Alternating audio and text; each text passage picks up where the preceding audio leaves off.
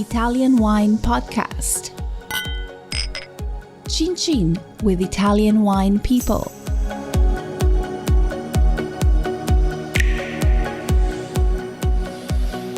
Okay, hello, this is the Italian Wine Podcast. My name is Monty, Waldin. My guest today is Arnaud Orsel. Arnaud, you have a master's degree in knowledge and international trade of wines, and you obtained that from the AgroSoup in Dijon. You spent a decade with François Frère Cooperage, which are maker of barrels. Was it barrel making that originally attracted you to the wine trade, or did you decide to pursue wine as a career for some other reason?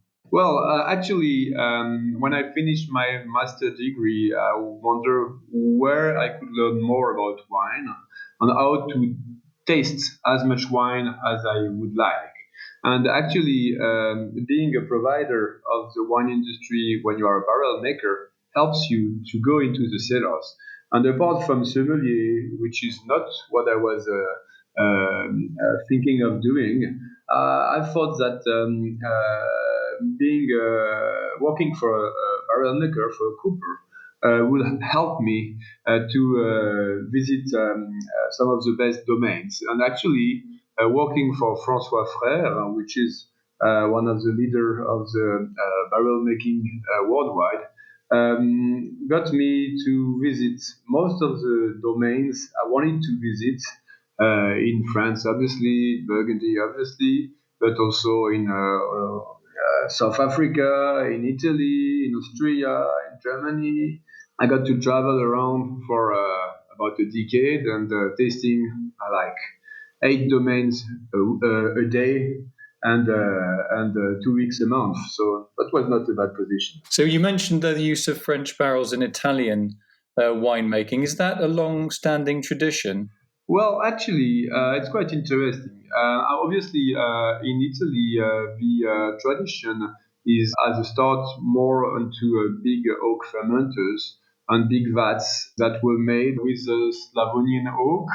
Actually, in the early 70s, the know-how of coopering was almost gone because in France, a few domains were willing to use new oak because of the arrival of stainless steel.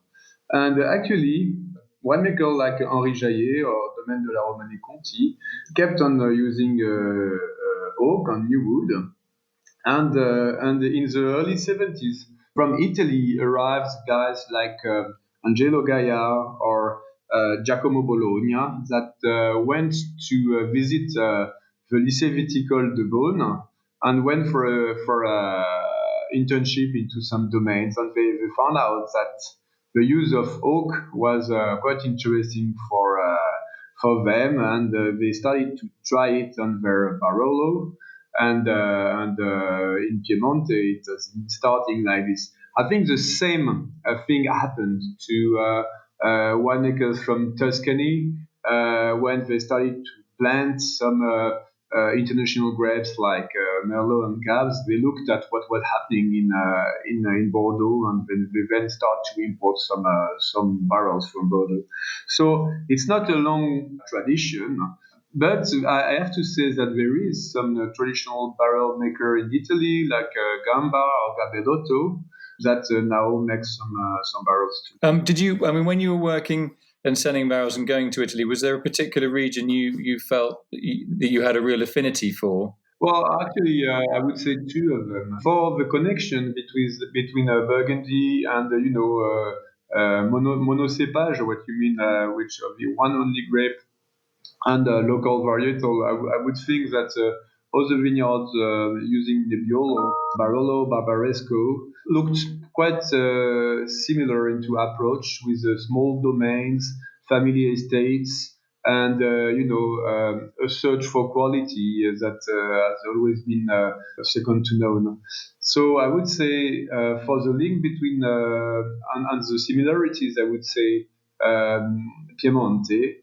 Then I had the chance to travel to Verona every year for in Italy, and it it happens that I made very good friends in the region of Verona and Valpolicella.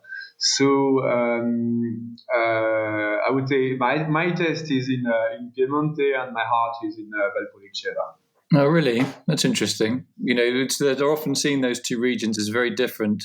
One is this sort of aristocrat and one is slightly less aristocratic. So why those two choices? Well, I got to travel also, into Marche and Lazio, obviously a lot of Tuscany, and Sicilia.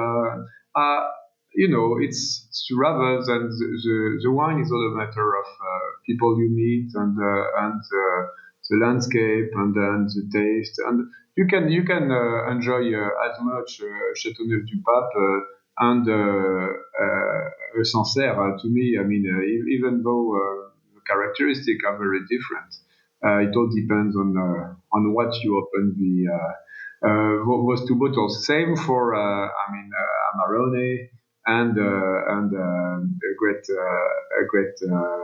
Piemonte. Then I would say that looking at the white wines, obviously.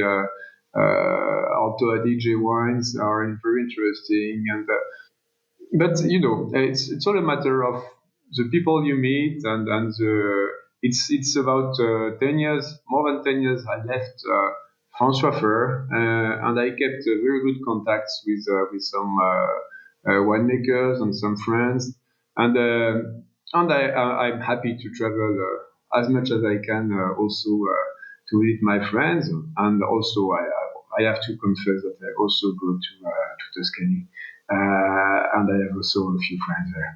I mean, if you were going back to your previous job, and I said to you, right, this week you've got to do 2 trips. One of them will be around Dijon, Burgundy, and one of them will be in Italy. How would you prepare differently for a French client or an Italian client in terms of your sales pitch and also in terms of styling? Well, interesting. Here in Burgundy, the winemakers pretty much know what they want. So they know what percentage of new wood they're going to use. They know what type of toasting. And you hear on a more like a friendly relationship, and you confide on your barrel maker, and you got to see your customer on every event that's happening in Burgundy. Whereas when you go to Italy, maybe you see the guy just once a year, and it's more like you taste blind and you compare to like 10 other coopers, and so it's been a different approach. I remember having some tasting like at Tignanello or at Sassicaia, where we had like 25 samples, very formal blind testing, and also something very interesting to test different type of toasting, to test different. I would say that in Italy, I had more chance to make some discoveries on wood, different proposal.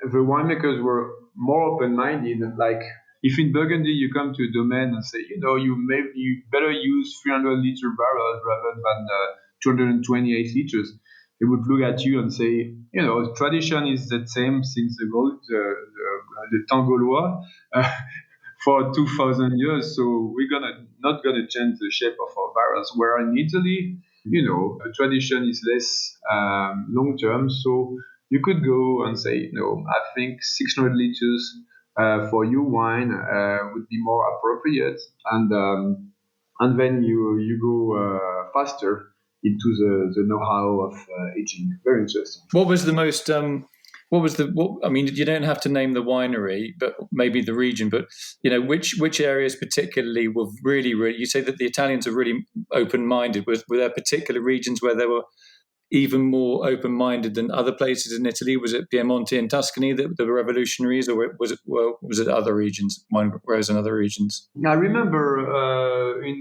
Marche to have discussed a long time with some winemakers just to find the appropriate barrel for Montepulciano, and it's been, I came every year and we've been discussing, so the guy was doing 100% new wood, quite very powerful wine. So you had to find the appropriate barrel so as to match and not to over-oak the wine and to respect the idea of the wine of the winery. So it's not like a region; it's more like somebody you meet, somebody you share passion with, and then I would say it's a feeling and good time spent together. But it's interesting that you mentioned that this one of the revolutionaries was a grower of Montepulciano, the grape variety, because it is a slightly monolithic grape variety, or is seen as being slightly monolithic. A lot of tannin, a lot of colour, and so it's interesting that you cited a producer there that was really keen to. Yeah, it's quite far from a Pinot Noir. And obviously the approach towards aging is different. But when you in every region you have some people that are really precise, willing to go over to be leader in their mind and to make new trials. And so these are moments, exceptional moments that because when you are a provider to the wine industry, actually barrel maker is the only one where you have an direct impact on the wine. I mean, if you're a cork producer, if you have an impact on the wine, it's not a good idea. If you're a bottle maker, obviously your impact is non-sensitive on the taste of the wine. Whereas a barrel, you can enhance the quality of the wine, or you can also put it down. So this is something very interesting. And for the 10 years I spent traveling the world and tasting the wines, I've always had some very interesting discussion with those type of winemaker willing to go further and to be pioneer in the region. Yeah, we look. Hopefully, you're going to write a book about your experiences. You seem to have really loved your time in the barrel industry. You speak Italian. How did that come about? Bene, possiamo parlare così, no? Actually, if you want to be involved in the culture of a country, the best way is to be able to talk. And I remember one day I was in Sicilia visiting an old archaeological place. And this is the beauty also of traveling. Sometimes you could also visit some very nice place. And the guy, the gardener, was there and started to talk Italian to him. And there was like a crowd of tourists, and no one was interested in talking to the gardener. He took me on his tractor and he took me for a tour of the whole site, tasting some almonds and some pistachios and stuff like that. This is what helps you to learn the language. You just get more from the people you meet. And as I had to learn, it was my choice to start to learn Italian when I started to work for François Frère. And I started with 20 hours of lectures in Burgundy. And then my friends in Italy told me that I was talking Italian because I was mixing Italian and Spanish. But by the end, now I speak better Italian than Spanish. and the chance to visit Italy several times a year, and the friendship makes a difference. Yeah, well, you've conducted. You say about coming to Italy. You've conducted seminars and tastings in Verona in the past. What goes into preparing for these seminars, and what lasting lessons do you hope your audience takes away? Well, we all know Burgundy is complex, and the seminars were rather on Burgundy and the Climat de Bourgogne, understanding why is that the same grape, the same village, with the same soil or almost close soil, gets village appellation, regional appellation, a premier cru and a grand cru. Why is this wine much more complex than the other? What I understand also in my 20 years of experience in the wine business is that you never got to know the whole story. Every year, as a new vintage, you have to stay very humble about what Mother Nature gives us. So I would say that this is what I want to tell to some sommelier and to some people that were attending these seminars, just to give them a good approach on Burgundy, and also just stay humble. There's no rules on food and wine pairing and stuff like that. We have to go further. Yeah, it's good to see you're open-minded on that. Now, you are a member of the Confrérie des Chevaliers du Tastevin, and you're also its current director. Now, can you briefly describe for our listeners the mission or the core values of the Confrérie des Chevaliers du Tastevin? Absolutely, Monty. So the Confrérie des Chevaliers du Tastevin is a non-profit association that has been created in the mid-30s in Burgundy at a time where, believe it or not, Burgundy wines were really difficult to sell. There was this Great Depression that crossed the Atlantic, and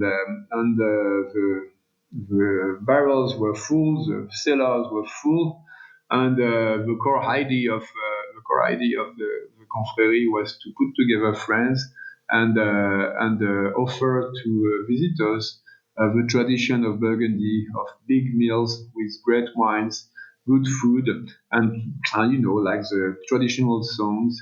And so it all started in a little cellar in November 1934. And today we have held more than 1,200 dinners at the Château du Clos de Vougeot that we own since 1944. And we are gathering every time. In normal time, about 500 people that come from all over the world at those dinners. And the confrérie now has more or less 12,000 members. The half of it being French members, and the other half being about in 75 different countries in the world, where people enjoy Burgundy wine and great food. Just tell us about the Château du Clos de Vougeot. It's a symbol of Burgundy patrimony. Why is it central to the Confrérie des Chevaliers? So, as I mentioned earlier, this is the seat of the order of the Confrérie. But before being in the hand of the Confrérie, it's also the start of Burgundy wine history. If you go back to the late 11th century, start 12th century, the monks of Cîteaux, the Cistercians, started to plant vineyard in the coast, what we call the coast, La Côte d'Or, and they planted some vineyards in Vougeot. And they owned this block of this parcel of vineyards called the Clos Vougeot for about 700 years. And the chateau has been the place where Clos Vougeot and other appellations were vinified since 1250. So there's a lot of history, and you can see the chateau still the remarkable cellar with big presses that still remain. So it is a place with a lot of power. It is a place with as a real feeling when you are inside, and we are inheriting from the monks. The chateau by itself is dating back from the 16th century. You might have seen some pictures of this very beautiful monument from the Renaissance time. So the aim of the Confrérie is to step by step, stone by stone, restore the chateau to its beauty. And obviously, as we have an executive chef at the chateau that is the one in charge of producing the great meals for the chapitre dinner. We also have a lot of events that are happening at the chateau, like international weddings and big tasting and concerts. So it's a very live monument, and we tend to use it as much as we can, so that visitors from all over the world can enjoy and understand what is the root of Burgundy wine, and so it's a place really people need to feel when they are in the region. So you mentioned the word chapitre. What does that refer to in the context of the Clos de Vougeot and the Confrérie? Absolutely. A chapitre actually is a name. Is taken. This name is taken from the gathering of the monks that the Cistercian used to make, and we used this name. It's actually the name of the dinner where we proceed to the induction of the new members into the confrérie, and it's a 6-course dinner. Obviously, each dish is accompanied with Burgundy wines, and there's a lot of speeches about Burgundy and its history, and it's quite formal in a non-formal format, meaning that the dinner is black tie and evening gowns. But by the end of the evening, you get to know you have made many new friends. So this is the spirit, and we also have worldwide some meetings, as we have 75 what we call sous-commanderies, which are, little ambassades of Burgundy that we have in the US, in Australia, in Hong Kong, in Japan, where the members gather to celebrate Burgundy and proceed to the same type of traditions that we have here. Final question: what, in your view, does the future hold for French and Italian wine in general? Wow, that's a wide question. I'm happy to keep on having some good relationship with la Confrateria, l'Ordine del Tartufo Bianco di Alba, and we have had a very nice meeting together at the Château du Tastevin 2 years ago with the grande maîtresse of the Ordine in Piemonte, and so the future is whatever is the situation. We know that wine is a cycle. Sometimes you have some crisis. You have to keep on doing the best that you can, and this is the secret. So as to keep on expanding and keep the tradition. So back to barrel making. I remember some years ago going to some domains or big estate in Tuscany, and the owners would ask me to provide him with a lot of new barrels. And I was looking at the guy and said, but your vineyard is very young. What are you going to do with those barrels? And the guy wanted to fill up the cellar with new wood because it was in bracket fashionable. And I said to him, but no, I mean, you have to wait for your grapes to grow. You can't just use new wood and into wine made out of young vines. So this is typical, don't make a recipe. Just do what you feel and respect the grape because it's the start. It's the start of the whole process, and respect the grape. To get good grapes, respect the soil, and that's what I would say. It's a theme of the future. This is, a common goal for French and Italian winemaker to focus on quality.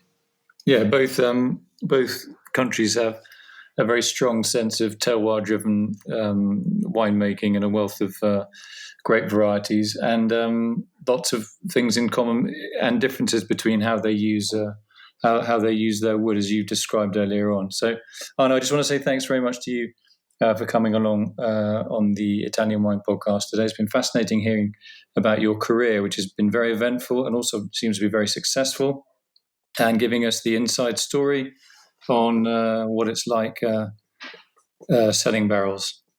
Thanks very much. Thank you, Monty. It's a pleasure. And next time, I hope we see each other with a good glass of Nebbiolo or a Pinot Noir in our hands. Perfect. That's very kind. I look forward to that. Thanks, Arnaud. Thank you.